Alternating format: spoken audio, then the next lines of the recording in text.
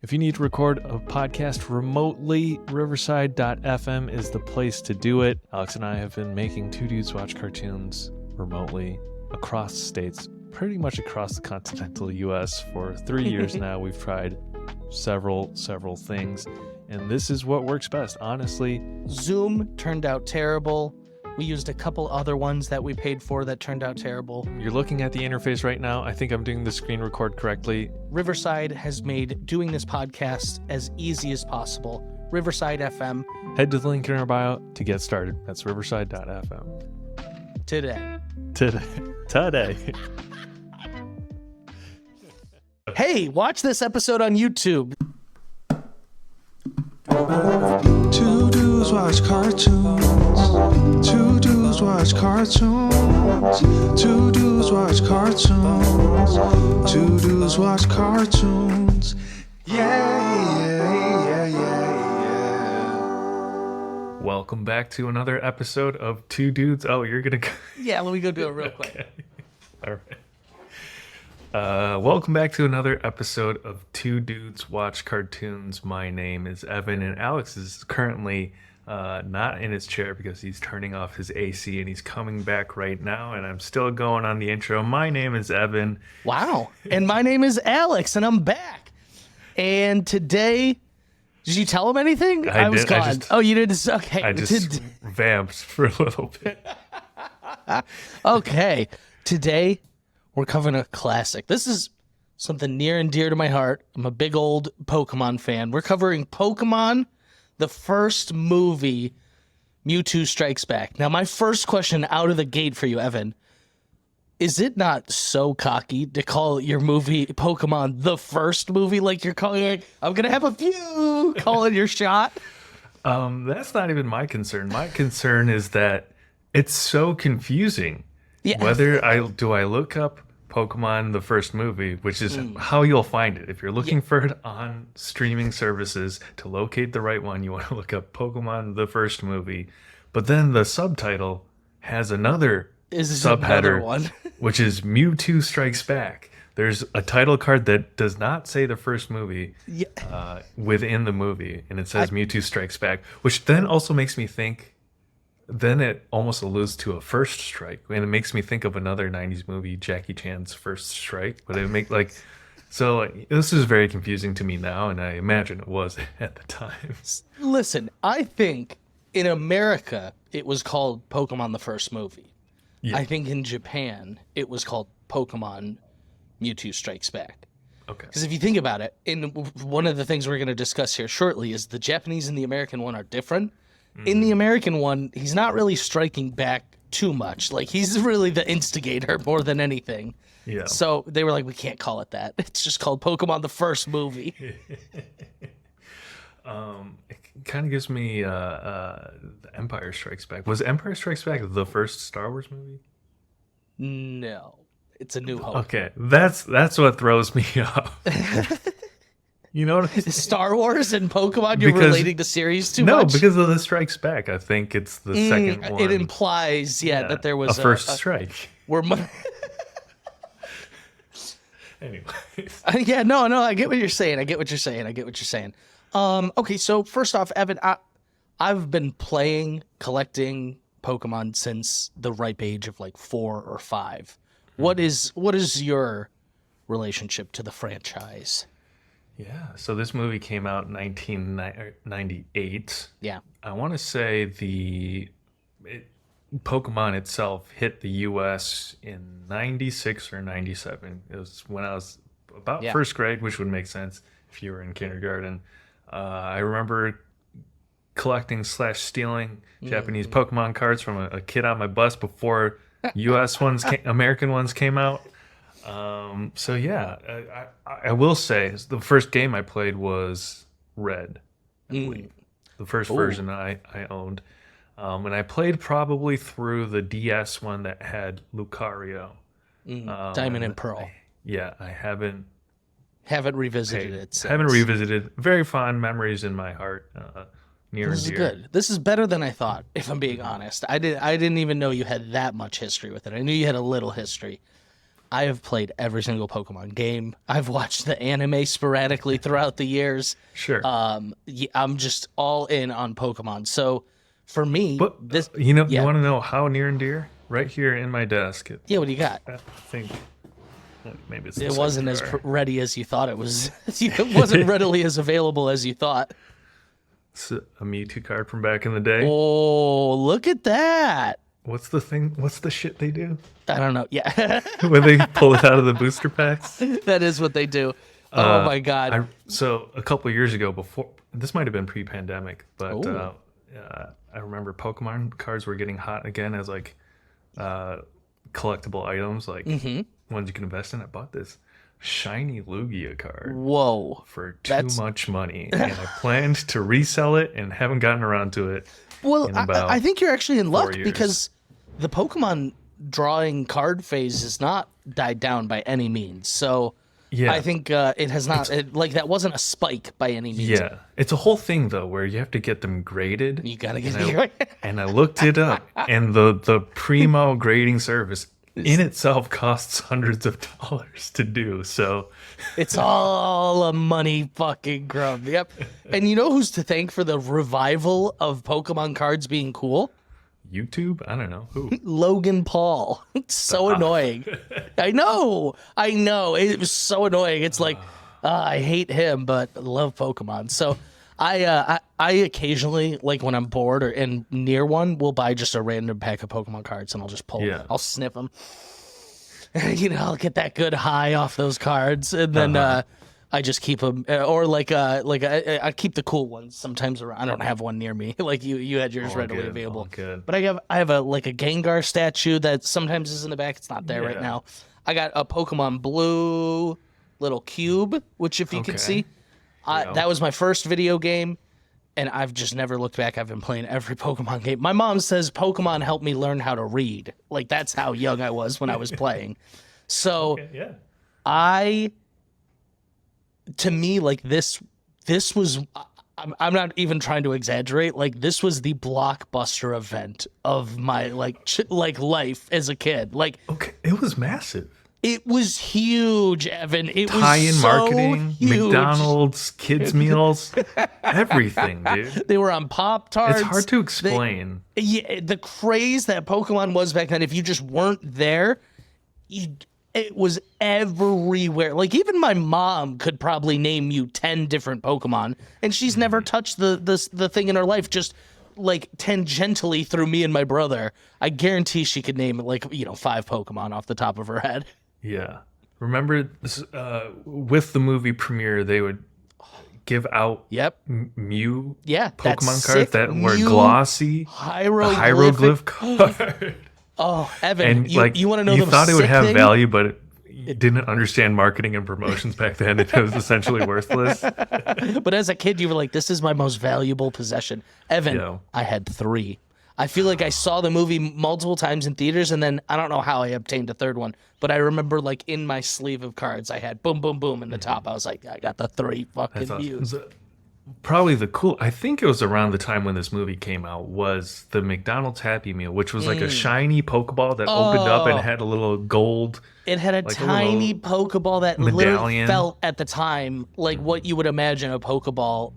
Oh, that's the other thing. Like Pokemon, like I just want to hold a Pokeball. Is that so hard? Is that so? I know they sell them and make them like realistic ones, but it's not going to open up and shoot a red laser out of it, and it's not the same. Yeah, imagine the whole of Twitter. There's only one trending hashtag, and it's the whole world essentially. There's only one story. School. We were coming hot off the tails of Beanie Babies. Those were the prior hot collect. It's right in the same vein. You're Crazy so right. Bones, all that random shit. I remember Crazy Bones. Oh my god. Pogs and shit. Okay, but yeah, it's in that, so it was a video game first, turned into a card game, eventually adapted into an anime. Now, most of the time when you get an anime that's based off of a game of sorts, like they're trying to sell you something, it can be so-so. Now, the Pokemon anime throughout the years has ebbed and flowed, but I think anyone who's a Pokemon fan would agree. that the start was its peak. Like it captured lightning in a bottle. It was because it's like a never-ending cycle. Like the show made you want to get more cards and play the games, and the games made you want to watch the show.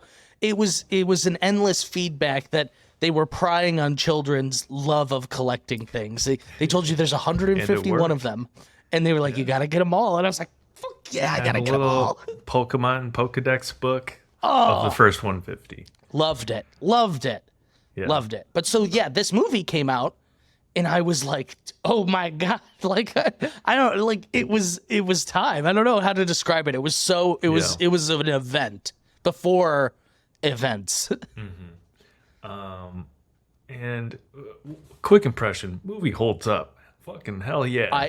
I had a great time watching it. And, well, I also think, and while we've touched on it a little, I watched a new version. I got, 10 minutes of pre-movie that I've never seen before watching the Japanese one. It was in English, but it's the Japanese cut.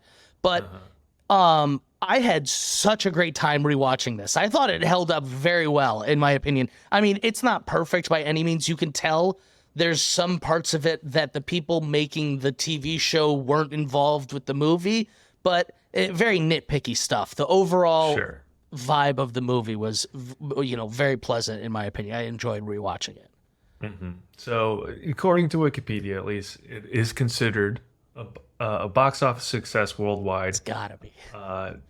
Topped the charts on its opening weekend, grossed 172 million at the worldwide box office, sold 10 million home video units in the U.S. Home videos. Yeah. Those were popular too. And, I mean, 172 million for 30 years ago is a considerable Impressive. amount. Yeah. It's doing the superhero number franchises with inflation. So, with the I lost my train of thought. Oh, the TV show and the movie, like obviously it's the same characters and everything, but what I liked about the movie is you really it's not ruining any plot points in the TV show. It's not spoiling anything. Really, Ash doesn't even really go through like his full lineup of Pokemon. He doesn't, you know what I mean? So he could be at any point in his journey. I really enjoyed how, which is probably something I would complain about most anime movies nowadays. Like, oh, it had no connection to anything. But for some reason, I was like, this is just a slice of that fucking feeling of watching Pokemon as a kid again. Bottle that up. Let me drink it. I am curious. I do feel like Pokemon in the early 90s is sort of on the early side of anime becoming a huge thing in the US. I think I think Dragon Ball's like the first wave Dragon of that. Ball, but then Pokemon is getting a whole generation of kids watching anime.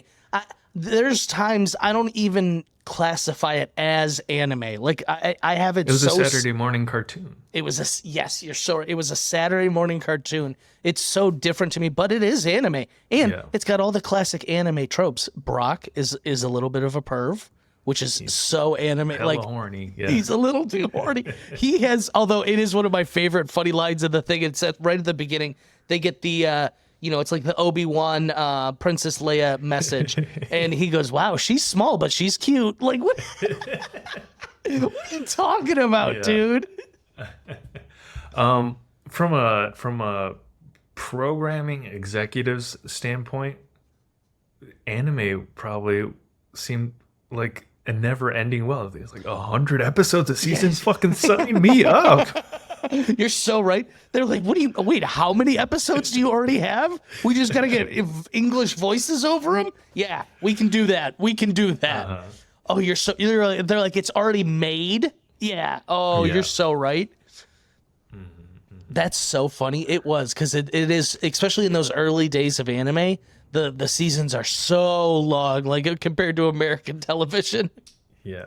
What's like the most recent Pokemon you've watched and played? Because I play all the time. Actually, I was most recently replaying Sapphire, which is a great game, one of my favorites in my opinion.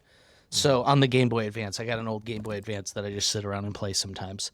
But I recently, so I have been out of the Pokemon anime. I've like occasionally put it on, like when I take naps sometimes. So most recently, Netflix owns the American distribution rights to Pokemon. So the new episodes of Pokemon come through Netflix of all places. So I will occasionally cycle through the new ones. They were pretty boring. Maybe it's just because I'm an adult now. But so I tuned back in most recently. I was watching it in Japanese for the first time ever when Ash hit the World Tournament here. Wow. And it was the best of the best tournament players. And he finally, he did it. He became the Pokemon went master. Out on top, right? Yeah. So I got some complaints about it. Well, we're talking about it. Let's talk about it. So I am glad he won. From the very beginning, it was, I want to be the very best, like no one ever was. And he did that. He ended on that note, which was so good. But so before the tournament started, they're like going through Ash's history of all his best Pokemon. Like Charizard shows up. They're like, Snorlax is here again. Oh, his Greninja from when he did. Yeah. Oh, and they're like, oh, all these great Pokemon. What? Butterfree? Sadly, did not make an appearance. People were pissed. I thought Butterfree was going to show up with his wife. I don't know. And kids, like that would have been pretty great. But they're going through Ash's Hall of Fame, and he doesn't use any of them in the final tournament. He just uses the Pokemon he caught most recently, and it actually was a big pet peeve of mine. I was pissed. Why show us them? Yeah. Why are you teeing this up if I'm not going to see them battle again? Yeah. Sounds like a very like a Disney MCU move. Just like, remember these guys? Yeah, it was like they were cameos. And I was like, oh, sick. Are they going to be in the final fight? And they're like, no, they were just cameos. It's the multiverse of madness. Yeah, so I like I said, I've been in and out of the Pokemon anime, but I was faithful to it for way longer than I should have been as a child. I kept watching it in secret. Isn't there like an open world Pokemon with like the motorcycle one on? Yeah, that's the most recent game. Okay. Yeah, I was playing that. I beat that, but so I'm a classic replayer. I really like the old games. It's one of the things so we're talking about it, or just while we're here. The new Pokemon has a different animation style, and it's just not the same. It doesn't hit the same as that old. The 2D. I want the old 2D, and I feel the same way about the games. At some point in the games, I think like Generation 5 or 6, they turned all the Pokemon into 3D models, and I miss their old 2D sprites that they used to have. Probably they were iconic. The 3DS. Yeah, it was somewhere in that era, but. The 3D ones, they are lackluster, in my opinion. They lose a lot of flavor on some of the Pokemon. Sure. Now, you hummed a little bit of it earlier, but we got to touch on the greatest theme song of all time. It's probably one of the most well-known. I think even people who haven't watched the show could sing you most, if not all, the theme song. Like on perfect par. It's so iconic. How did you feel? So in this movie, obviously, there's maybe a scene or two beforehand. There's a little bit of an intro to the movie. They played like the rap hip hop one. It's like the R&B, like ooh. I was kind of into it. I was gonna say I did not hate it. I think normally, I don't know. Maybe I'm just really coming at this with rose-colored glasses, because I do think 9 times out of 10 I'd be like, it was cheesy, just give me the real one. But I liked it. I really liked it. I was singing along with it. I was like, yeah. And the fight was fun. I was in. I was totally in. This one had an interesting soundtrack. There's a song later in the movie. Yes, I know exactly what you're talking about. When the song at the end of the movie starts playing, I was like, is this my phone? I was like, what is this? This doesn't match at all. Well, so I mean, we can talk a little bit about it. You said you watched the extended cut, and I had to go looking for the extra scene. So I just ran this off Amazon. It was Pokemon the first movie. It didn't even include the animated short that It I should. know I saw in theaters, which was called It should. Pikachu's Vacation, which it's 20 minutes long. It's I know. insane. It's not short, and it's a whole adventure. It's just them going. So they get a couple of the Pokemon get dropped off at Pokemon daycare while Ash and Brock and Misty goes do something, and it's just they're competing with the other Pokemon at the daycare, and it's 20 minutes long of It's a classic rivalry. non-verbal antics. So what I love about this, and they do it in the movie, is they are slowly introducing that there's more than 151 Yes, Pokemon. yeah. Togepi. Togepi was the first one in through the the course of the TV show series. that shows up. Yes. In this movie, they're like, here's Meryl, here's Snubble, and then they show Donphan, and it's Yeah. like, as a kid, you're like, what's going on? You're like trying to count. You're like, I'm at 159. Now, speaking of vacation, you just got back from a vacation, did you did. not? I did, yeah. How was it? Where'd Oh, you it was go? amazing. Probably the best vacation I've ever been on in my life. Went through Spain, Barcelona, Madrid, and Okay. ended in Portugal, Lisbon, and just did things in each city. Went to art museums. Went on a boat tour with dolphins. Was amazing. It was like I was in my own Pokemon adventure, if I'm being honest. Did you Traveling ever the flip on countryside. Pokemon Go? No, Does that still work? Is that a fun? Yeah, Do people still do that? Evan, not only do people still do that, people are still obsessed with it. It has a huge cult insane. following still. And to be fair, the game's gotten a lot better. Like, there's more you can do now besides just walking around and catching Pokemon, like when we were into it. I know people in my life that have never picked up Pokemon until Pokemon Go, and now they're like faithful Pokemon fans. It's really weird. Wow, that's incredible. And it's a huge moneymaker for them. This Pokemon is... Who's spending money? Really? Oh, Evan. The mobile gaming market is a huge moneymaker. This was 2016, 2017. Pokemon Go, find something new to do. Just kidding. If you love Pokemon Go, I'm happy for you. You know? Yeah. It Maybe was- I should get into it. I'd start walking around more. That was one thing. I was in Europe. I was like, I need to walk more because I was walking everywhere. And I was like, I need to walking walk heavy. more. Yeah. So they're also healthy and can live forever and smoke cigarettes. And I was about to say, how do they all smoke cigarettes? Every single person there was smoking they cigarettes. look cool while And they doing all it. looked so cool and healthy and thin. And Yeah. I didn't. Before we dig into the movie, though, Yeah. tell me about this extended cut. I mean, I did go back and find it to watch it, but it is Here's what's the sick part is I haven't visited this movie in a number of years, like a long time. Maybe in college I watched it at some point randomly with someone, drunk, high, whatever.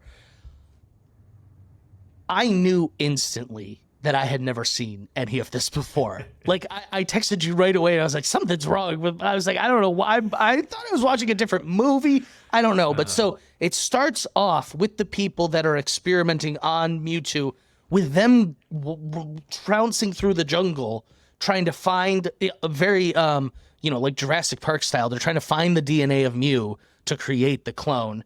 There's a narration of like why they're doing it, and Mew is really cutely following them, but staying out of sight the whole time. My favorite trait of Mew. So I loved watching that. And it's this beautiful jungle scene, and we see all these different Pokemon. And the narration is like, Giovanni has hired us to do this, but he's like, but that's not my goal. Like, it gives this whole subplot to the guy who's a professor who is cloning Mew about how he's trying to bring his daughter back, Amber, who is her name. And so there's this whole part where Mewtwo psychically connects with Amber and pretty dark. It's dark, Evan. Yes, this is what I'm saying. as Is fuck. I was shook by this. So I'm saying I bet you there's a lot of people who have never even heard or known anything about this, like myself. But so then the three of the Amber, the three starter Pokemon, which are clones indicated by their drawings, and Mewtwo, baby Mewtwo. I think it's important to note it's a small Mewtwo. It's really cute. They go on this psychic adventure through town, and they are connecting, and they learn about each other, and eventually, like, they just start dying because the clones aren't viable. They're testing them. They're not great at this yet. So the starter clones start dying, and they're like, oh no, we're losing them. But Mewtwo's the strongest one of them all. That's kind of his whole gig. But so Amber then is like slowly dying, and Mewtwo starts crying, and he doesn't understand what's going on. These are his first interactions, shaping him as a being, as a thing, a person, identity. And what is life? What is sentience? What is life? He's like, what is great this? Sci-fi shit. So existential. He's asking all the big questions, and then he's crying. And the girl was like, my mom used to tell me that Pokemon tears contain life, which fucking explains the end of the movie. And for years, as soon as she said that line, I was like, why would anyone think to cut this out? And so I read an article where American execs looked at the movie and said, we can't have kids sympathize with Mewtwo. He's the villain. So they cut it. They cut it. And the movie starts with just Mewtwo having a rage out of his machine, flying off. No explanation. It adds so much context to the movie. It's unbelievable. And I was really moved. It's a really great scene. It's intense, yeah. I recommend, if you're a fan of the movie, just going and checking it out. I think you can find it on YouTube. It's like 10, 11 minutes long. The uncut story of Mewtwo's origin is what you can search. It's great. It was it added so much to the movie, in my opinion. Mm-hmm. It made me finally sympathize with Mewtwo like we should.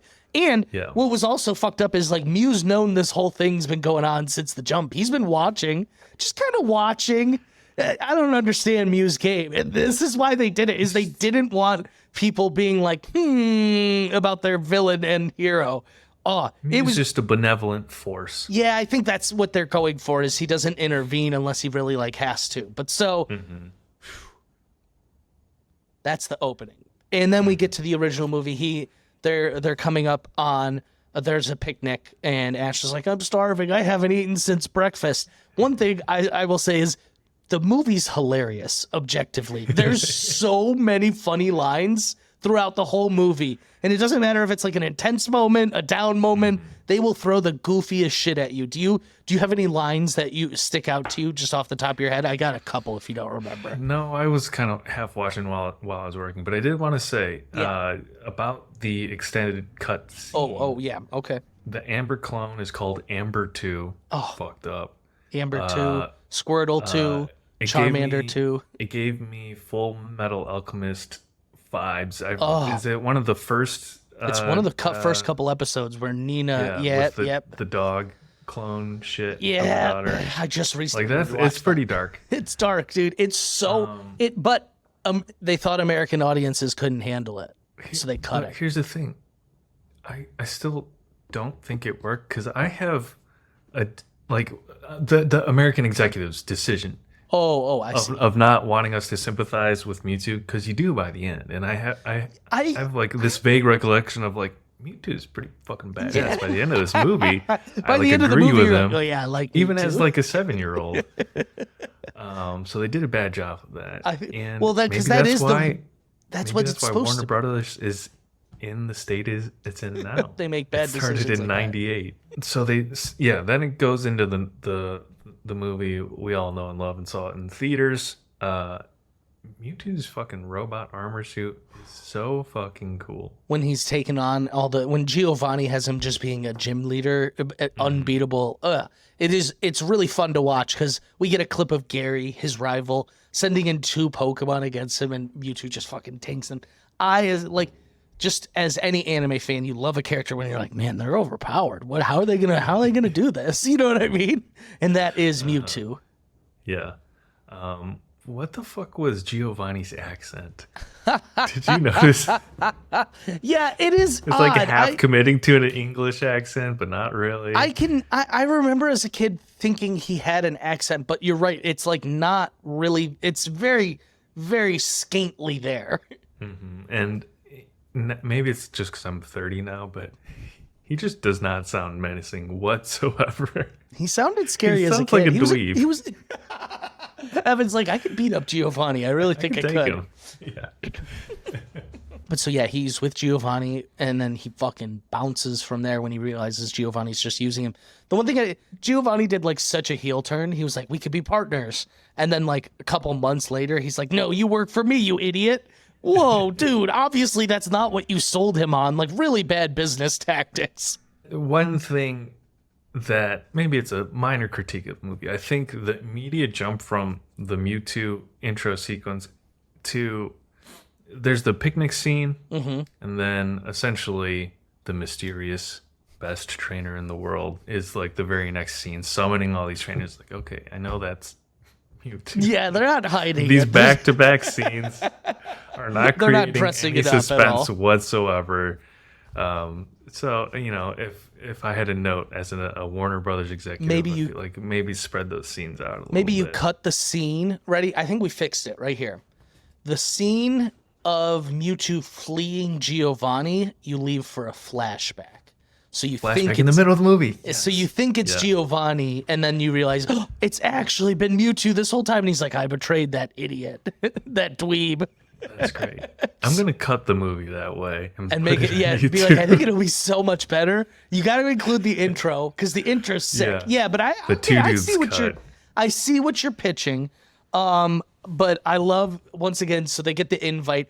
I love this Dragonite. I feel like I did not like the Pokemon Dragonite until this Messenger Boy one shows up, and he's just like he's great. Oh, this what? Good time. Let's do this now. Evan, on record, what is your favorite Pokemon? Favorite Pokemon? Oof. I don't know. Do you have one off the top of your I head? got two. I usually bounce between, but I'll stick to one for the podcast because I asked the question. Okay. My favorite is Gengar. I love Gengar. I got a little statue of him over here. Yes. Snorlax is also tied for my favorite. I love Snorlax also. Interesting. Okay. I'm trying to think. What's coming? First thing that comes to mind, like, boom, favorite Pokemon. Probably something.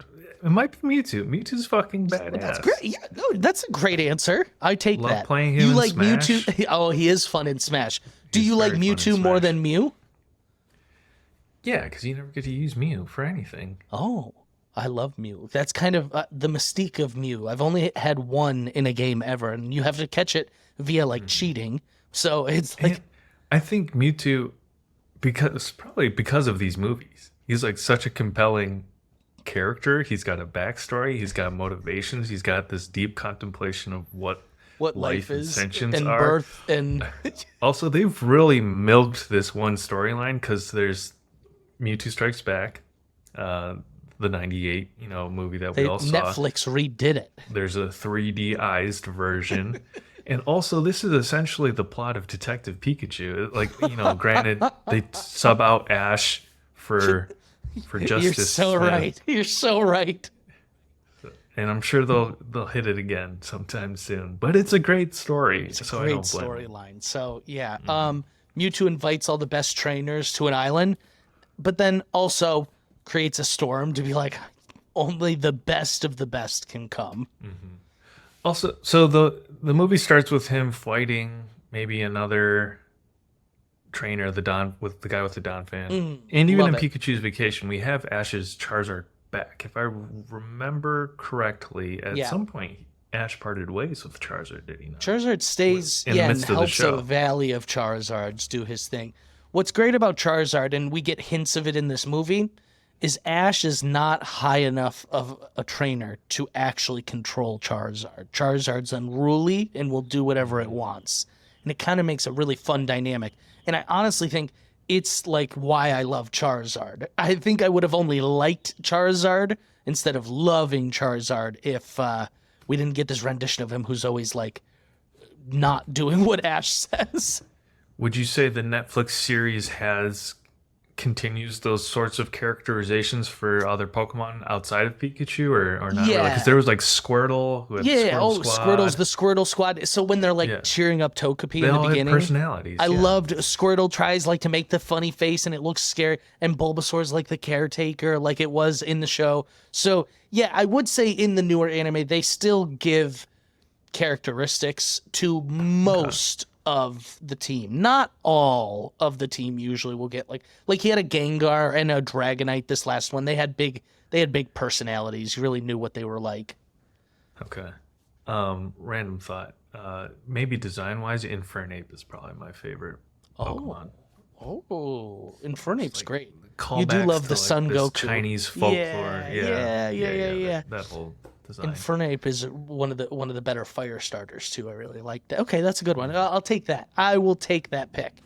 Okay, so we're circling back to my funny line though. Team Rocket shows up. They do their typical Team Rocket thing. They're in disguises, and they're like, "We'll get you over to the place." And they were like, "Wow, I didn't know that there was Vikings in this part of the world." And they're like, "Yeah, Ash goes, yeah, they're normally in Minnesota." That is comedy gold. Great. Oh, yeah. Like, is that maybe one of the few one-liners just randomly thrown in there? Yeah. I don't remember the show ever doing any sort of reference comedy like that. No, never any reference comedy. It really very caught rarely. me off guard. But sometimes when a joke doesn't always have a solid translation to English, sometimes the translators will just have fun with it. And those, terrific. Yeah, Yu-Gi-Oh is one that I notice will often do it because they oftentimes aren't showing their mouth either. So they're like, we could say whatever we want right now. Sometime. Yeah. I've been watching. Were there ever movies? I'm sure there were. Yeah, there's a couple movies. Yeah. Well, we can do that. But so Yu-Gi-Oh would always the voice actors would just be like cracking jokes or bits off the line. But so I lost it when Ash was like, "Yeah, they're usually in Minnesota," because I probably didn't understand that joke at all as a kid. Yeah, way over my head. In the extended scene, there was the clone versions of the starters. Yeah. Question for you: you're playing, you plug in Pokemon Blue. I'm plugging in Pokemon Red. Yeah. Who are you going with? It's Who are you starting so tough. It's so tough. I'll give you my answer. It's divided, but I have a definitive answer. Squirtle was the first ever Pokemon I picked. It's the first ever Pokemon I had as a kid. I'm obsessed with Squirtle and Blastoise. Love them. That being said, over the years as I've grown up, Charmander, Charmeleon, and Charizard are pretty badass. Yeah. I think if I'm starting it up right now, if I'm starting especially Pokemon Blue up, I'm going with Squirtle. I go with my roots. Yeah. What about you? I think I would lean Squirtle. Yeah, Squirtle Squad. And unfortunately, is Bulbasaur the worst of the original three? In my opinion, not yes. the worst. I don't hate Bulbasaur, but of the three, he gets lost. I do love a little solar beam. I loved the moment Bulbasaur gets thrown up high enough that we see the sun in the shot, and then he shoots a solar beam. That was nice. Pretty sick. That was like in Man of Steel when Clark gets blasted into outer space. Or no, maybe it's Batman vs Superman.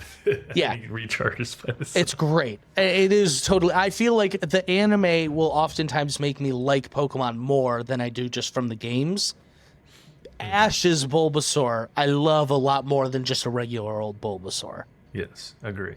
So we agree on starters. We've gone through favorites. Oh, last one. If you were a gym leader, what type of Pokemon do you think you would specialize in? What was that guy's name? Lieutenant Surge? Lieutenant Surge? Yeah, he was a lightning type trainer. He was just the coolest guy to me when I was younger. All right, you're going to be a Lieutenant Surge. I got you. Electricity's good. I got to go with ghost type. I think that leans because I love Gengar. Yeah, ghost. Yeah. They're always funny and tricky and good. So, okay. We got that out of the way. Back to the movie. You can't think. Okay, let's. They get to the island. I mean, they get to the island, and very quickly they realize something is amiss. Brock's, I don't even know what to call it. His radar was like, "You're the cute girl I saw in the poster." He's always like, which it's so funny because the joke is all Nurse Joys look the same. So when he looks at the missing poster, he's like, looks familiar, which It's like, it's a joke to be like, oh, he looks like all the other Nurse Joys, but he's referring to the one girl he saw in the holographic message earlier. It's good humor. It's pretty good. Like, for as far as anime pervs go, Brock is one of the funnier ones, and he's one of the more polite ones, honestly. Yeah. So a storm whips up, and when Mewtwo, Mewtwo is the one we don't know. It's Mewtwo. We don't know plot wise. Oh fuck! Oh, your camera just went dark. Mewtwo struck back. Mewtwo struck back. I forgot I have this new camera. What happened? Hand signals, so I can turn my camera off if I throw up a peace sign. No. I think I'm supposed to be able to. This is so we're gonna have to record a new ad because I'm no longer using whatever the other one was that I was at. The Lumina. I have purchased. I don't know if the drawing one works. It's not gonna work for you. Anyways, when Mewtwo he's like swishing, like it looks like he's swishing wine essentially. Yeah. But he's making the waves go and menacing. They do a good job. All right, let's see if this one works. Are you seeing that on your screen? Yes. We always have a plug. Go watch our YouTube. Evan just gave himself a mustache. He just gave himself a drawn-on mustache. I can't make this up. Make this up. Go watch our YouTube and subscribe. I need to turn that off so I don't do that again. Whew, okay. But yeah, really menacing as a villain, and they set it up so cool. I wish they would have saved the fucking flashback for. You wish, yeah. Middle But so of the movie. They, it's like to test the strongest trainers. So like, one flies, one gets on his Gyarados. Once again, Gyarados is just a Pokemon I like. As soon as I see him in the anime, I'm like, I love that motherfucker. I was like, he's so fucking cool. I was like, this guy is so menacing. Just staring a Gyarados in the face would terrify you. So they're riding, and Ash and Misty and Brock are like, our Pokemon aren't strong enough to do that. I feel like you weren't supposed to make it to the island then. I'm going to be honest. Like, you didn't pass the test. Like, you're not supposed to get on a boat. Yeah. Ash was like, oh, the invite was addressed to me. I do. Are Jesse and James still current in the newer seasons of the show? They're still regular. I mean, cast? they're gonna retire with Ash. There's some new episodes out, and they're not in the new ones. But yeah, they said their final send off on when Ash took off. They were with him the whole time. What was this? Team Rocket's blasting off. Team Rocket's blasting off again. Okay. Classic. That happened like every single episode. We got it in the movie. It's so funny to me because they're like quote unquote villains, but we follow them as if they're protagonists, and they're so bad at their job that they never feel like a threat. They get Ash to the island. They helped Ash. You're right. Like, what is their purpose? Like, I don't understand what they're like. Just comedic relief. I don't know. Yeah, Meowth is pretty funny. Meowth is like, this cooking last time you cooked took out 8 of my 9 lives. I butchered it, but it was pretty good. Yeah. Yeah. Was that in the movie or just from he said that in the movie. Yeah, I feel like the movie itself must be pretty short without Pikachu's vacation, without the extended cut. It's like I'm seeing 80 on Wikipedia 75 minutes. 7 in and out. In and out. Parents probably loved that. They were like, "Oh, it's over, thank God." That's like a bonus to me these days. Oh, dude, I agree. The more time it saves. People were complaining on Instagram that we were bitching about the Little Mermaid time. We're just pro shorter movies. It's not that has nothing to do with the storytelling efficiency. Yeah, get your plot in and out. Although I will say, I do think the first 10 minutes are necessary. I will never look at the movie the same, literally, for the ending scene, because the ending scene was just mumbo jumbo magic until we now know the description. Like, it's so contextualizing. So we show up and Mewtwo's like, I'm the best Pokemon trainer in the world and I'll prove it. And so he like gets out his The clones. facade, the veil is lifted very abruptly. That's what I'm saying, is they after his weren't injury. hiding it. But I do love that they're all like, there's only a second of like, you're a Pokemon? Like, they really just kind of roll with it after they, like, there's no like, this is crazy that a Pokemon's talking and attacking us and invited us here. Yeah, so he challenges all of the Pokemon trainers. And of course they use the same what? You see he's throwing in a Charizard. Let the Blastoise girl go. What the fuck are you guys doing? You're supposed to be Pokemon masters here. Idiots. Yeah. I love the design though of the starter ones with the clones. They have all those things They're on so them. cool. And I think the biggest missed opportunity is not giving every single one of the clones their own like design. Because they were the only 3 clones that had those designs. I thought they were sick. It was all 3 of the final evolutions. of the Final starters, evolution right? starters had them. Yeah, and they looked so badass. They should have done trading cards of those. Those would probably go for a zillion bucks. big these missed days. opportunity. Make them playable. Oh, I that'd agree. be sweet. Speaking of trading cards, do you remember the Pokemon trading card video game? Hell yeah, I do. My Uncle Jimmy played that thing religiously. It's Fucking I remember wild. it. Wild, dude. It was so fun though. It was a blast. It's a trading card based on a game. And they were like, what if we made a video game based on the card game we invented? Classic gaming company. They're just like, we're gonna make it. And I played so many of the spin-offs: Pokemon Ranger, Pokemon Pinball, like Pokemon Mystery Dungeon. I'll eat it up. I'm obsessed. I really am. This is my time to let it shine. So The clone stuff is compelling though for this movie that is like, it's real deep. I mean, critically bombed, but was a box office success. We'll get to that in a little bit. It needs to be its own topic of discussion because we can't just throw it in there. But it's super compelling stuff. Honestly, by the time Mewtwo flies off at the end, having learned his lesson, this time around watching it, I was like, this is like essentially the WandaVision, like Vision 2.0 storyline. Yeah. It's like, I'm off to explore the meaning of life. Yeah, it's so good. Because it's a very clear, especially with the beginning, how someone got the way they were, what they were doing, and them learning a lesson very clearly and distinctly. And like the whole thing is very existential. Like if I'm a copy, that's his big thing. He never says clone. He always says like copy, like it's like a derogatory term. And so he's like, if I'm just some copy, like, what does that make me? Like, what is life like if I was brought into this world just as an experiment? It's very like, what is my purpose? Like, why do I exist? 5-year-olds should not be grappling with these theories in all honesty. Mewtwo in this movie is fucking Magneto of the X-Men. Yeah, I can see it. He's yeah. off to go. He's trying to make Krakoa or whatever the mutant island is. Okay, wait. I can't believe we missed it. The island is just called New Island. It's like the most unoriginal name. They're like, what do we call this new island? Just call it New Island.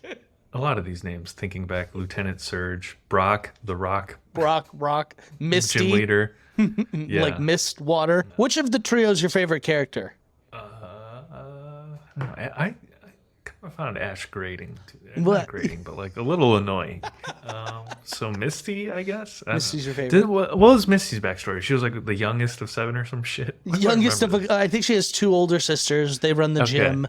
They're like beauty queens. And their whole thing in the beginning was Ash stole her bike to get away from all the Pharaoh, and then it got electrocuted and destroyed. So the whole beginning of the series is her just being like, I'm not going to leave you alone till you buy me a new bike. And then they become the best of friends. That's the thing. We see Ho-Oh early on in the series. The first ever new Pokemon they announced was in the first episode of the show. They were like teasing with that 152. Mind you, we were 6 Yeah. or 7 or 5, 6 or 7 at the time. Yeah. A shared universe? Or not a shared universe. You know what I'm getting at. But like, what? We're too superhero brained out. Like, wow, there's more Pokemon out there than even the professor knows about? Like, what? Yeah, no, I got you. And that was like so it was like Ho-Oh and then Togepi. And it was like, what the fuck? This isn't in the Pokédex. What do you mean there's another Pokemon? Like, it was amazing. So, we back to the movie though. Mewtwo wins his battles and he goes, by default that means I get all of your Pokemon. Never in the agreement. He uses these balls that just Were those Master Balls? I mean, Mewtwo no, balls? they're like Mew balls. You never see them in any other media. This is an example of if it was the TV show people making it, I bet these are just Master Balls. But these guys were like, but I will say this ball flying around scene, catching all the Pokemon, is maybe my favorite scene in the movie. I really like this. Yeah, it's like it's the action sequence set piece that leads into sort of the final confrontation, and we get Ash being so reckless with his own physical well-being. At one point, he jumps off the spire, the top off the spire. I thought he would. I swear, when he jumps off, there was not water. Oh my god! I can't. I don't know. Well, the visual gags are on today, ladies and gentlemen. Evan's face just got zoomed in. That's how you turn on the camera tracking or the face tracking. Oh, babe. So anyways, this is why I got to record a new ad. It's because I'm no longer using the Lumina. Great camera, but the Opal C1 is a lot of fun. You can do weird shit like that. I got to turn that one off. That was hilarious. Evan and I are wannabe movie critics. We're also wannabe chefs. We're all doing more cooking at home now. If you want to elevate your home cooking, you need nice tools to do it. Louis Kitchenware will get you there. They have beautiful stainless steel pans, non-stick bakeware, knives, all the stuff you need. Safe, high-quality materials, constructed to last, made in the United States, founded in Detroit. Moving into my condo, we got hand-me-downs. So this new Louis Kitchenware has been great, and we love the discount. We want to share that with our listeners. You can use code 2DUDES, that's TWO dudes, at louiskitchenware.com, and that'll give you 10% off anything on the site. Check out our link in bio. Two dudes watch cartoons. Ash jumps off a fucking spire, and I swear when he jumps, there is definitely not water. No, the under water him. was there the whole time. I was like, oh, this dude just killed himself. He does like no regard for his well-being. He's like, Yeah. So this is my question: is we saw the lengths he was willing to go to for Pikachu. How would you feel if you were any other Pokemon on Ash's team? I know. Yeah. Every other, he says, I'm not going to let you get away with Pikachu. Just you won't Pikachu. take Pikachu from me. After all of his All the other his Pokemon. entire party has been stolen at this point. It's crazy. It is sort of a nice touch meta story-wise that the resolution lies in the relationship between Ash and Pikachu. It's so Was it beautiful. Pikachu's tear that Pokemon Well, tear it that was brings him first Pikachu's, but then all the other Pokemon joined in. back? Then they all help him make a spirit bomb to bring Ash Yeah, to life. that's what happened because the Pokemon's tears have life, as Amber 2 told us, which, Yeah. would have been great to know before. It would have been great. So again, I was watching this, half watching this while I was working. I had to rewind the last bit Because you were like, how'd that they happen? Yeah, well, what's going on here? And I like type an email real quick, and then I had to rewind it again. And second time through, after I didn't figure out what was going on, I was like, whatever. No, there's Pokemon. no explanation. So he catches all their Pokemon, he clones them very fast, gets the clones out, and then proceeds the final battle, where every Pokemon takes on its own clone in a fight to the death, which we don't see too often in Pokemon. Yes, and this is part of the soundtrack thing that I wanted to bring up. It cuts to this weird acoustic guitar song that's like, brother, brother, brother. Oh my god, it was so out of place. It was Really took me out of it. the But words. it's such a fucking hilarious creative choice.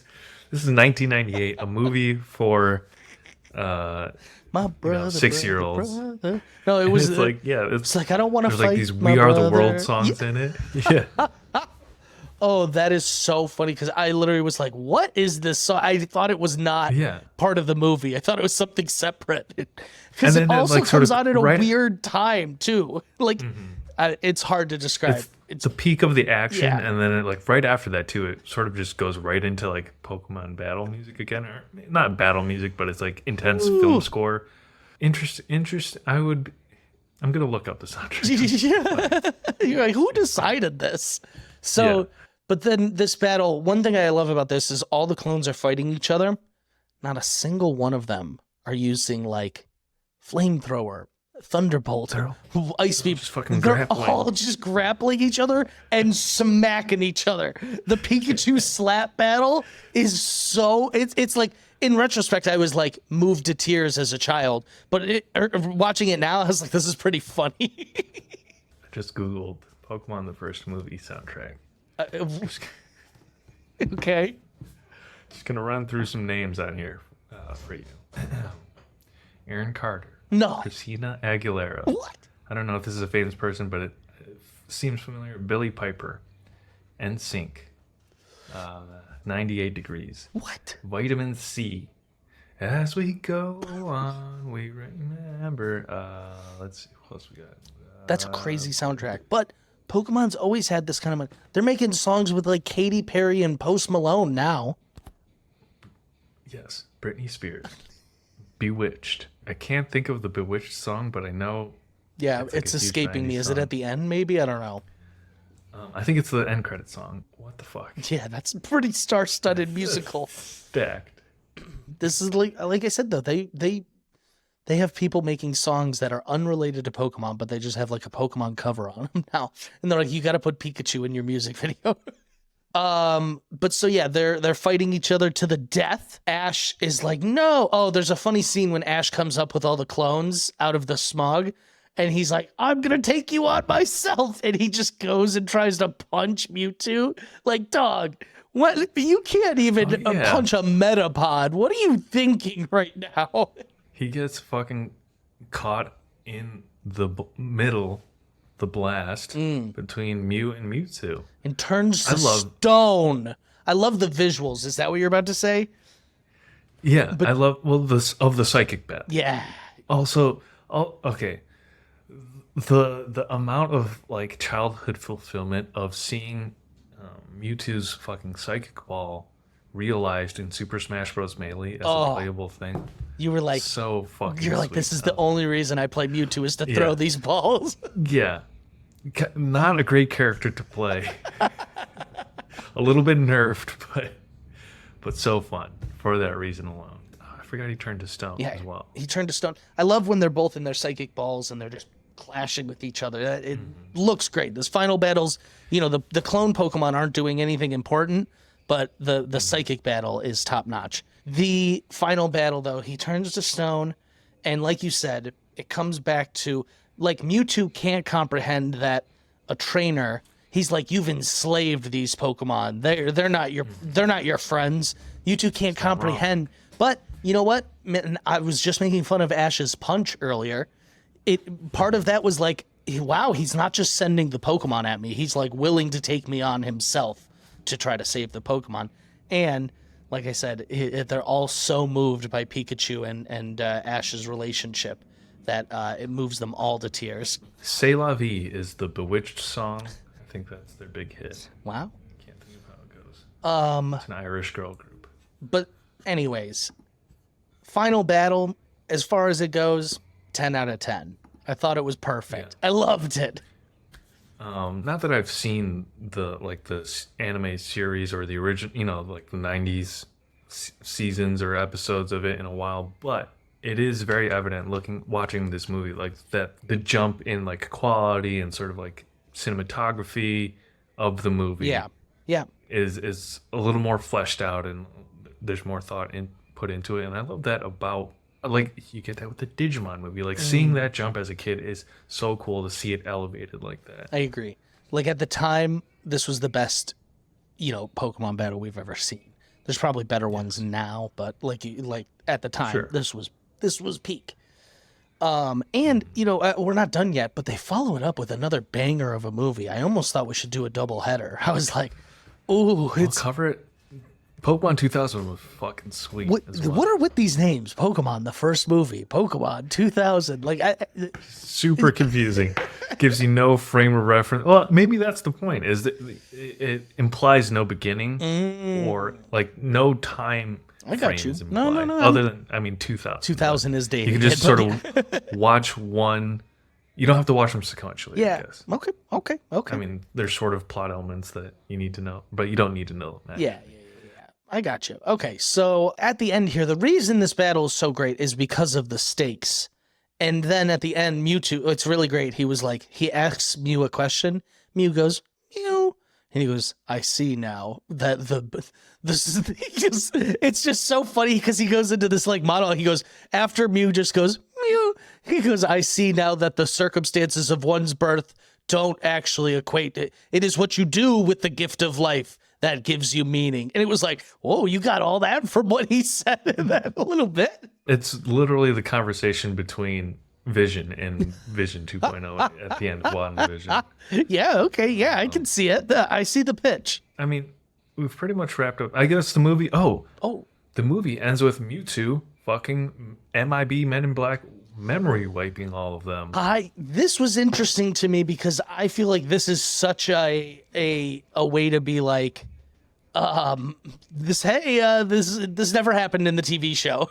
Like, you know what I mean? Like, oh, they don't even remember it. So who knows what it was? Hit me as hard as Spider-Man No Way Home. He remembered. It was classic though, because I don't remember the memory wipe as a kid, but he was like, it's probably best you have no recollection of these events. And I was like, whoa, dude, he wiped their memory. But this just shows you, I want to run through real quick Mewtwo's powers. He's got telepathy, telekinesis, memory wiping, mind control, cloning, if you include technology. Yeah. Like, he's pretty unstoppable if he chooses to be. That's why, power of anime. You take an unstoppable foe and you have to win them over with the power of friendship. I love it. Yes. God damn it. Yeah. That's summed up 90% of your anime. Anyone who's trying to watch anime. Shown. Anime. Excuse me. Yeah. Don't need the anime, the weebs. Yeah. Should we wrap up? Final thoughts on the movie, and then we got to talk about the reception of this movie, and then maybe we'll look at I think Letterboxd is a little more recent, or the conversation is more current. You want to go first? My final thoughts. Pokemon as a franchise has somehow been able to maintain 25 years of relevancy, which is just absolutely incredible. But I think if you go back and look at their early stuff, it makes sense. Because like we both have said here, this movie holds up.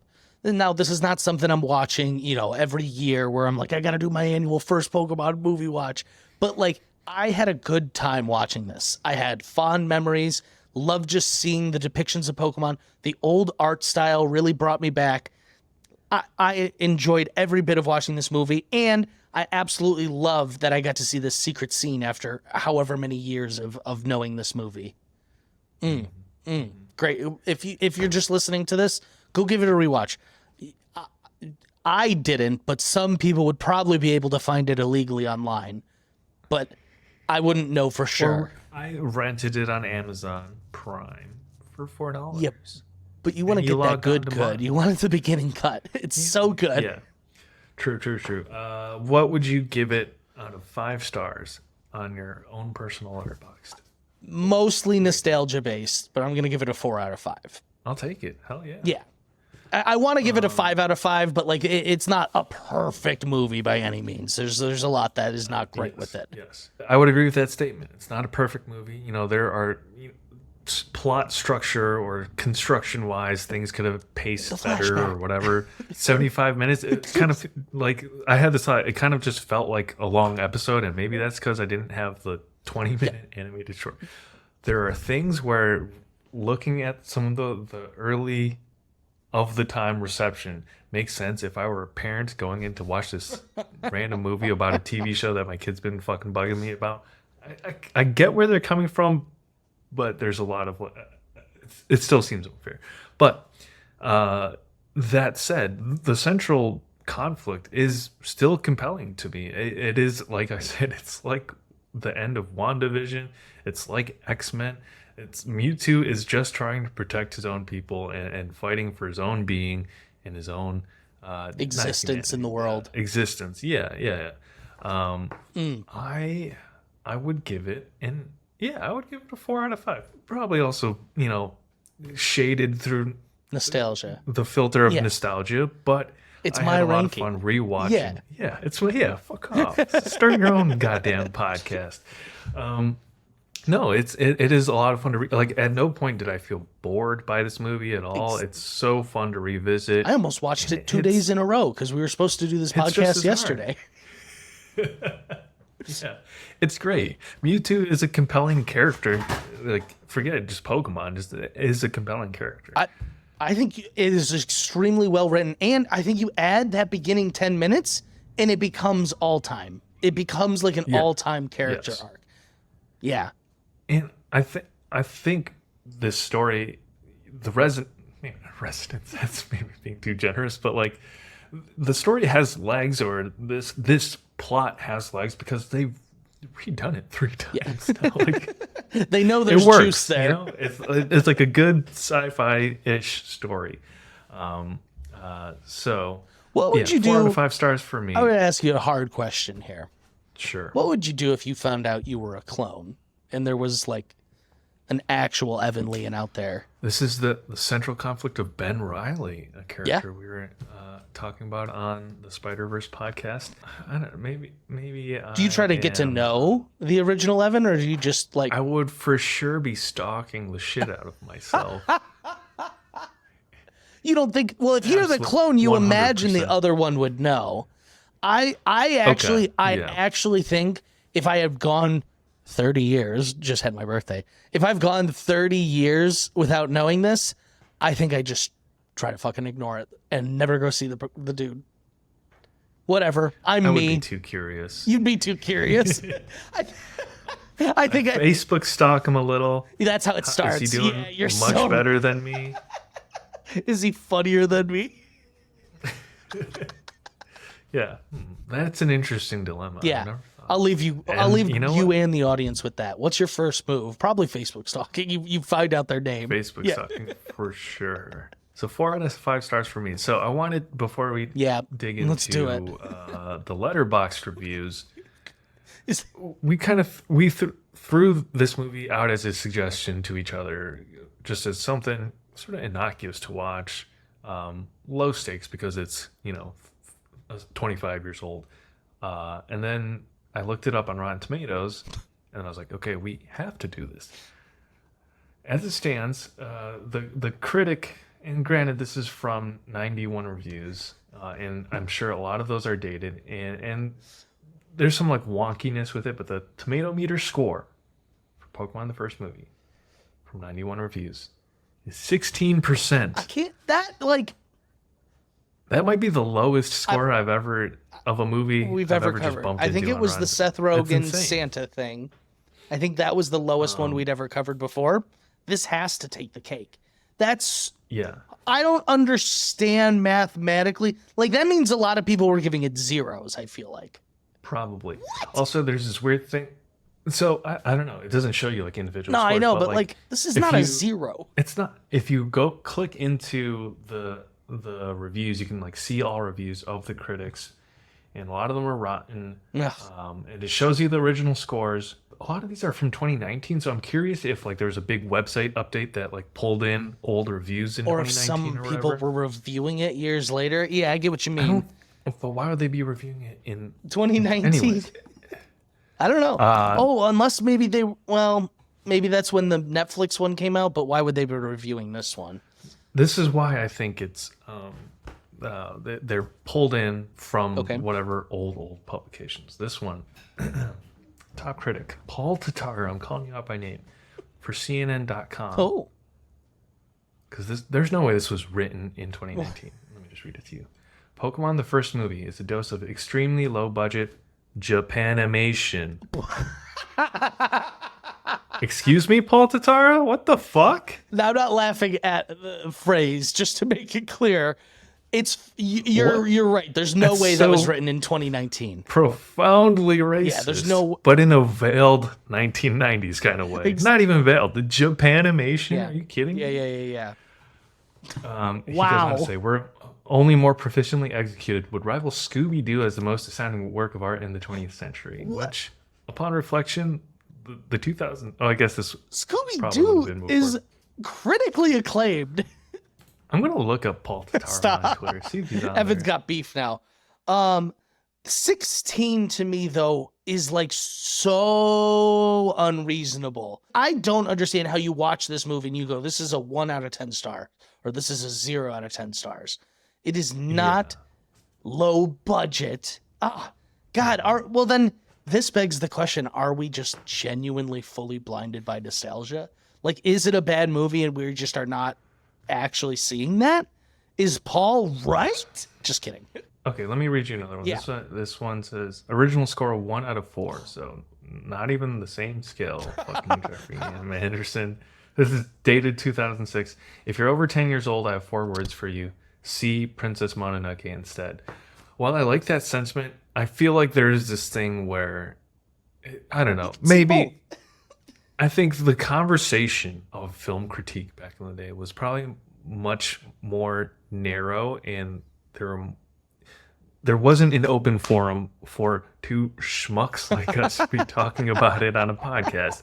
But it's even reflected. So the community score for Pokemon the first movie is 71%. Fair. I'll take that at works. least. That's like 50,000 plus that's ratings. fair. So fucking suck it, Paul Paul Totaro. Totaro, I'm watching you. But yeah. Did you see any good letterbox reviews? I haven't looked, but you said you had The first one made you laugh. Okay. 3 out of 3.5 stars. Mewtwo ends racism. Yeah, It's great. It's great. It's an allegory for racism. 3.5 stars. Did that dumbass Ash just try to punch Mewtwo? LMAO. This feels accurate. This person rates it 2.5. Am I a Pokemon fan? No. Did I still find this movie kind of cute? Yes. My brother urged me to watch it, and so I did. Yet I feel I'm missing the hype here. I feel like that's probably the sentiment behind, outside of Paul Totaro, 16% that reviewers of the late 90s were feeling. I agree.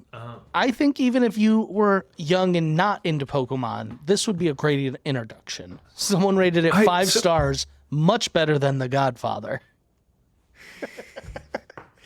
But here's the thing: if I came home every day from work and saw my kid watching some dumbass TV show Just over and over, and then I tagged along or took them to see this movie, I'd be like, okay, there's something kind of stimulating There's about this something there. storyline. I I feel think the okay game about is it. super I think. stimulating. It's a strategy game, a turn-based strategy game. And you add the game to it all, and people don't understand. Pokemon is not for the weak-minded. A lot of tactics behind it. Someone is rated 4 stars, a lot like Fight Club if you think about it. Yeah, that does it for Hotbox. I feel like we never. We never say the We name. We never say it. It is That's Hotbox. good for the letterboxed segment. News. We've got a lot of news to catch up on. What's your first Let's do bit? some Hit me. news. I got the latest news. Do you have the old news? Hayao Miyazaki's film is set to release in the next month or so, this summer Sometime in the summer. Yep. And they're doing 0 promotional marketing. No trailer. We'll be covering Fucking it. nothing. I don't know what it's called. I think he's 'cause the said poster also it's is his in last Japanese movie, though, right? characters. It's his final film. There's a picture of a crane or something Yeah. on Something the joys poster. of life. I'm making that name up. The Master. I'm so It's excited. going out on top shortly after, followed by Quentin Tarantino's. The film critic. I'm sure they'll be very similar. Two Two all-time greats. greats coming to a close. Woo, that's good. Yeah. I'll share the most recent news you sent because I'm excited about it. Okay. It's 2 parts. I'll let you judge on your own. The first bit is an Among Us animated TV show in the works. Question mark? Based off the popular game. It's what Angry Birds tried to do with their movie. But the creator Owen Dennis from Infinity Train, one of our favorites here, is going to be developing the Among Us TV show. Mixed emotions. Yeah. Evan, what are you feeling? I'm all for it. Ooh. Awesome. Yeah. What an interesting property, though. Would you not, like... I would like some free reign, but... Yes. I think there's a lot of interesting... it could be like a whodunit. It could be like a space thriller where you don't... there's a lot of paranoia. You don't know who to trust. I think there's... A psychological thriller? If they go the psychological thriller or space route, I would be sold. Yeah. Whodunit could be good. Yeah, like a mystery. I could be sold on a good mystery. Like you actually trust each one of the characters, but like, okay, wait. The more I'm thinking about it, the more I may be sold. In the run up to that, we should go back and do Infinity Train by season. We could do that. I'm down with that. I love that. I love that idea. But this also makes me think of another one, but I don't remember what it was specifically, but there was this headline that I saw about Warner Brothers having the bright fucking idea now after, burying their entire, so much of their vault, a lot of animated stuff, including Infinity Train, screwing over creators like that. Recently, they've been like, oh, we might want to explore more animation or adult animation because it seems like there's an audience for it. What? What the fuck? You just took off. Are you fucking kidding me? The audacity of that. And Warner Brothers, that actual news I thought you were going to say is they are like selling off a huge chunk of their... Yes. Yeah. Okay. They're like... Okay, we got to bring back our segment. Fucking rag on David Zaslav and Warner Brothers. So they're exploring licensing a couple series, like Insecure, I think is one of them, hugely popular series. A couple other ones to Netflix. It's screaming desperate for money. Although all the streamers, Netflix included, have been kind of screaming desperate for money recently. Here's what I don't understand. These companies are the one. So what comes to mind specifically, I just finished the newest season of The Bear. It won't spoil it. Don't. But it was all dropped at once. Interesting move. One of the most critically acclaimed series of the last year, season one, all dropped at once. I don't know if the first one dropped like that, but I don't know. if they all control how TV is parsed out on TV, why not space it out, maximize the amount of conversation around it? Because it's people talk about it on Twitter. I know why Netflix specifically refuses to do it is because they have trained their audience that Netflix equals binging. Hulu, on the other hand, though, does have a decent amount of weekly shows, so that's pretty surprising to me. Yeah, and it's in conjunction with FX, so it's they have the outlet to do it weekly. So very, very weird. I know why. Like I said, Netflix has had long conversations with we're not getting rid of our binge model. Sure, but I'm sure it's because they're all sort of bowing to the Netflix model. Yeah, but it feels like you're just cheapening your own product at that point. If a whole Emmy Award, there's a lot of issues with the state of streaming at the moment. Anyways, they're also, I think, selling the rights to or licensing or whatever a lot of the Warner Brothers film score music, which they have a lot of famous ones. But Netflix brings me to another story. There is a live action adaptation of One Piece. They just announced it, and it's their most expensive show of all time now. $18 million an episode. And I'll be honest, the trailer didn't look all that great. It looks heavy green screen. I'm going to watch it because my hopes is that it is able to condense 1,000 episodes of anime into 3-4 seasons. I don't know. You know what I mean?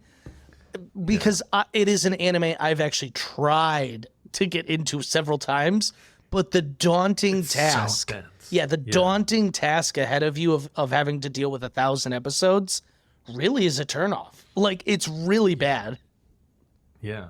If it's going to be anything like Cowboy Bebop or Death Note, we're in for a treat.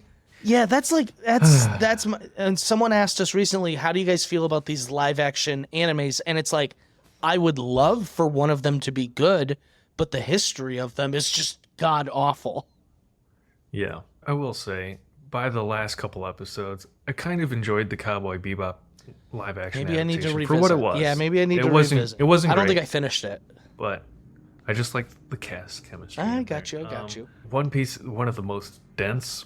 It's like what, almost 1,000 episodes. No, it passed I've never 1,000 even episodes. tried- Yeah, I've never even tried. I starting have. it. I'm like 50 episodes in, but like, But if you're at all invested in that, series comes out August 31st on Netflix. oh, soon. Oh, okay, okay. Yeah.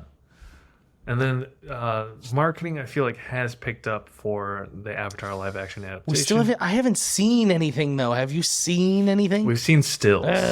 You get the picture of Aang. Yeah, I have seen it. Yeah, looks he good. looks good. His arrow at least looks like an arrow this time. We got our first shot of Dallas Liu as Prince Zuko. Did you send me the thing about Simu Liu?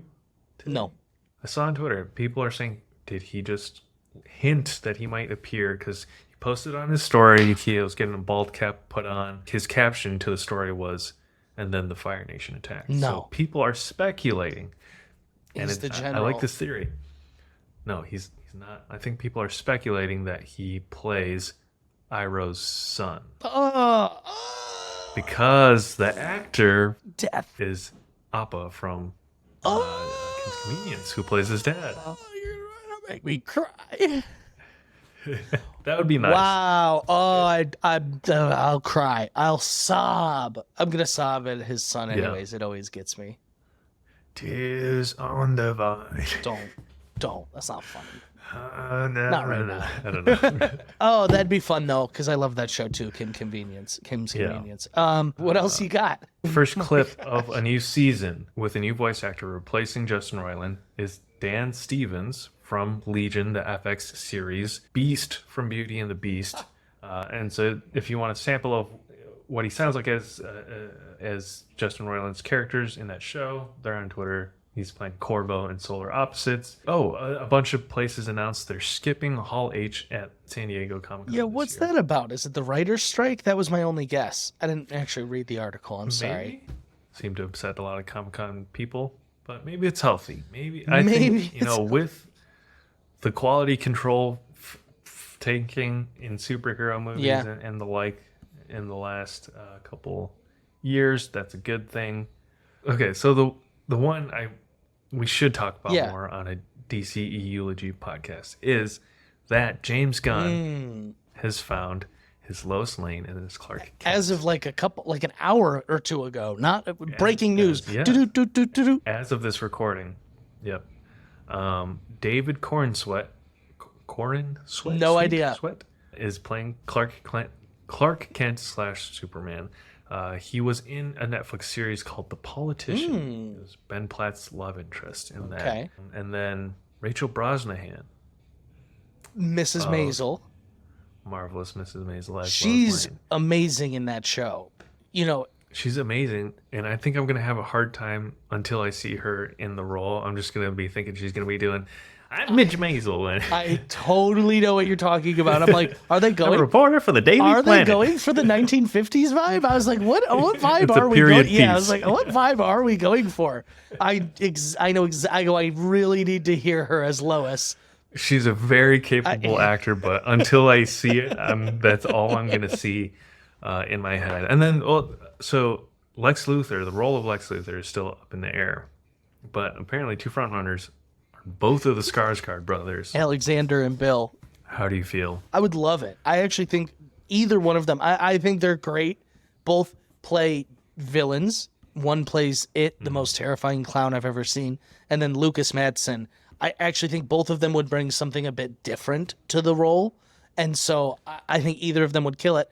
We got to mention that our man Nicholas Hoult is also maybe in contention for Lex Luthor still. Lex, maybe. Hopefully. I hope so. At this point, I would be For his happy with sake. that. This man, the tweets that are circulating right now, everyone is saying this. Nicholas Hoult has been denied as both Superman and Batman. Oh, why do you gotta? Oh, why? Oh, that really. I'm not gonna lie. That hurt me on a level I didn't fully understand. Like when you sent me that tweet, it was like a gut punch. I lost my breath for a second. I was like, that is devastating.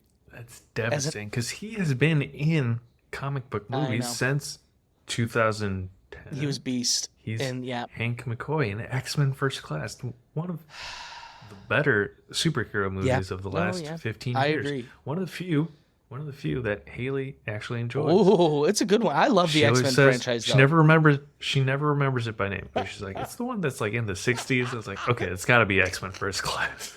It's got to be. That's funny. And it was a good movie. Oh man, that I'm not gonna lie, that hurt like on a visceral level. I read that and I was like, oh, he was in contention for Rob Pattinson's role. Oh, like. Yeah. Oh, like I give him Lex Luthor. Like, give it to him, please. Like, I don't. That hurts, man. I don't even know. And for your sake, The Flash is coming to digital on July 18th. Oh, okay, that makes sense. In That's- the it's a month. conversation, at least, it is considered a box. It's go for it. said to be flopping pretty hard. Yes, I think I know that's tough for you. that's okay. personally. That's okay. Stop. Don't do this to me. Don't do this to me. I enjoyed the movie. Evans only liked it, so he's rubbing it in how bad it's doing. It's fine. We didn't expect it to do gangbusters. Yeah. Spider-Verse, Beyond the Spider-Verse is rumored to be pushed to 2026. You sent me like Called it. whatever. Also, we should talk about whatever. This. I love that movie, but it has since come out, or there are leaks, I guess, from people who've left the production that work conditions were Over 100 unsustainable. artists left the project at various points. Yeah. It's crazy. And so That's why it's you know, that's the why the production is one's not catching coming heat. out in a year. There's no way they can get what Yeah, they need there's to no done way. in a year. which is fine. We might get a Shrek 5 before it happens. I'd be great for that. We'll cover whichever one comes first. So I get my steak dinner. I think that's most of the news you got. We covered like everything. All right, to-do list for future podcasts. Okay. Infinity Trains by season. Okay. Pokemon 2000. I think we should. Digimon the movie is another. I'm down. I'm so down you don't even know. Digimon is like Pokemon's weird stepbrother. I don't even know, but like it's got its own charm. Digimon was great. Digimon had its like it carved out its own world in the world of monster gathering and hunting or whatever. If you were not, conscious in that period of the 90s, the only comparison I can make is like Pokemon was McDonald's and Burger, and Digimon was Burger King. Coke and Pepsi. Coke and Pepsi. It was a contender. It wasn't a contender, but it was in the conversation. It was in at the time. conversation for sure. I had I had some Digimon Yu-Gi-Ohs. action figures. Yu-Gi-Oh also made its way there, but I felt like it was similar vein. Oh, I'm saying for future. Yeah. I'm not gonna lie to you. I've recently watched seasons 1 through 3 of Yu-Gi-Oh, like very recently. Don't they start riding motorcycles or some shit? That's in like 5G. later? It's a different like season five. series. Yeah. Different series. Get out of here. We're talking main series only. Which brings me to another series we got to tap into. What? Paddington 4 has been announced. We've covered so much Paddington's live heading action to stuff. Peru, baby. It's so funny. Antonio Banderas, I think, is in the cast. Every bit of Paddington news I've ever seen seems fake. I don't know what it is. People earnestly call it one of the greatest one of the greatest movies of all time. We've used the excuse so many times. I feel like I can't keep saying Paddington doesn't get a pass because we have done that quite a number of times. Let me read you this cast. Antonio Banderas, Olivia Colman, This is what I'm saying. That doesn't sound great. real to me, Evan. Rachel Zegler, who's in Shazam 2, and what's the Snakes one? and Ballads. Big fucking musical. Oh, what? West Side Story. Rachel's West Side Story, yeah. She's in the new Hunger Games Mortimer. movie. That too. A lot to look forward to. Yeah, we don't have to dig into Paddington 2 anytime soon. Or Paddington 1, I guess. I guess we should start. But I was sequentially. so staunchly against it, and looking back at our discography, we've broken that rule so done a many lot of work. times. I'm just curious to see what the hype is about on Paddington 2 specifically. Yeah, is which the I mean, one we gotta people- watch one if we're gonna watch two, but we'll get to it. Yeah. We will get to it at some And point. then Shrek 3 and 4. I would rather do Paddington than Shrek 3 and 4. At least I haven't seen Paddington. Shrek 3 and 4. I already know. Hey, we watch bad movies We watched all the time. 16% on Rotten Tomatoes just now. Oh man, I think that does it for this episode of the pod. You want to sign us off? I do. If you are loving Two Dudes Watch Cartoons and you want more Two Dudes, please check out our other episodes on Apple, Spotify, and YouTube. We've been pitching all these visual gags. Go check out our YouTube. Follow us. We should really call that out at the top. Just say, hey, if you want to watch this episode. Hey, watch this episode on YouTube. Okay, cut that and put it in the beginning now. Okay, follow us at Two Dudes Watch Cartoons on Instagram and TikTok, and at Two Dudes Watch on Twitter. And wherever you're watching, please don't forget to rate and review, whether you're on YouTube or Apple Podcasts, Spotify. We appreciate it, and it helps new people find us. We just had a mess of new people come in recently. So if this is your first podcast you listen to, thank you for coming. Welcome. Yeah, thank you. And that will do it for this episode of Two Dudes Watch Cartoons. We will catch you next time if this song loads. Two dudes watch cartoons.